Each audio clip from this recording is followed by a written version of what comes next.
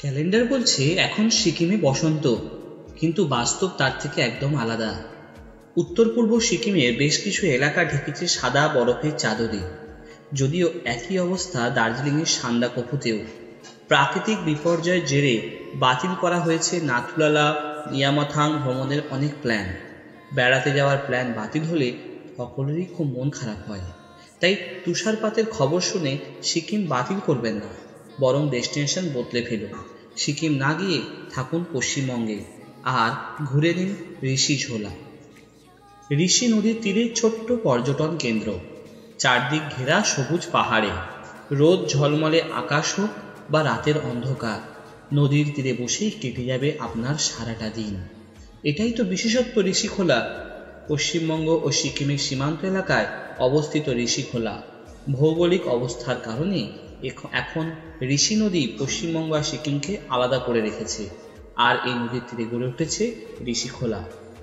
কালিম্পং থেকে মাত্র ৩৬ কিলোমিটার দূরত্বে অবস্থিত এই ঋষিখোলা উচ্চতাও খুব বেশি নয়, ২০০০ ফুট উচ্চতায় অবস্থিত হওয়ায় ঋষিখোলার জোরালো ঠান্ডা আপনি অনুভব করবেন না। নদীর নামেই জায়গার নাম, যদিও নেপালি ভাষায় খোলার অর্থ নদী। নদীর তীরে রাত কাটানোর জন্য সেরা ডেস্টিনেশন ঋষিখোলা। নদী এখানে খরস্রোতা নয়, অগভীর, তাই ঋষিতে পা ডুবিয়ে বসে থাকতে পারেন সারাটা দিন। চাইলে স্নানও করতে পারেন ঋষির জলে। খরস্রোতা না হলেও স্রোতে শব্দ শুনতে পারেন সারাক্ষণ, আর তার সঙ্গে শোনা যাবে পাখিদের কলতান।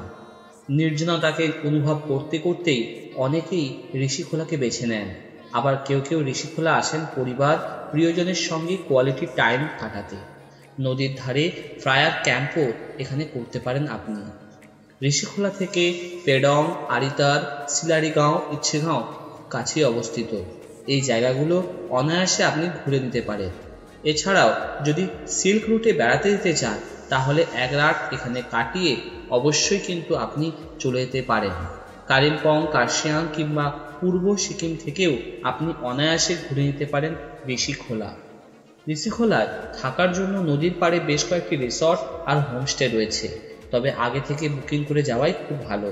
বছরের যে কোনো সময় আপনি ঋষিখোলা যেতে পারেন, তবে নদীর পাড়ে অবস্থিত হওয়ায় বর্ষায় ঋষিখোলাকে এড়িয়ে যাওয়াই ভালো।